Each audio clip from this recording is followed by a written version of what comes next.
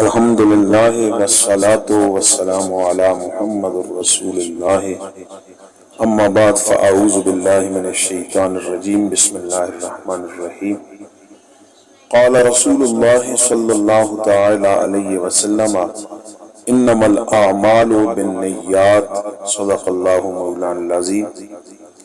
عزیزان محترم، رسول اللہ صلی اللہ تعالی علیہ وسلم نے ارشاد فرمایا، بے شک اعمال کا دار و مدار نیتوں پر ہے۔ یعنی انسان جس طرح کی نیت کرتا ہے اسی طرح کا عمل قرار پاتا ہے، اور وہی عمل اس کے لیے باعث اجر بھی بنتا ہے اور باعث عذاب بھی بنتا ہے۔ اللہ سبحانہ وتعالی ارشاد فرماتے ہیں قرآن مجید فرقان حمید کے اندر، لن ینال اللہ لحومها ولا دماؤها ولکن ینالہ التقوی منکم۔ اللہ کے ہاں تمہارا نہ گوشت پہنچتا ہے نہ خون پہنچتا ہے، اس کی بارگاہ میں تمہاری طرف سے جو چیز پہنچتی ہے وہ ہے تقوی اور پرہیزگاری، نیتوں کا اخلاص تمہاری طرف سے اس کی بارگاہ میں پہنچتا ہے۔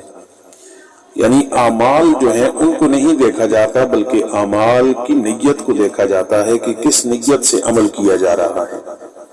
کلندر لاہوری علیہ رحمہ فرماتے ہیں، عمل سے زندگی بنتی ہے جنت بھی جہنم بھی، یہ خاکی اپنی فطرت میں نہ نوری ہے نہ ناری ہے۔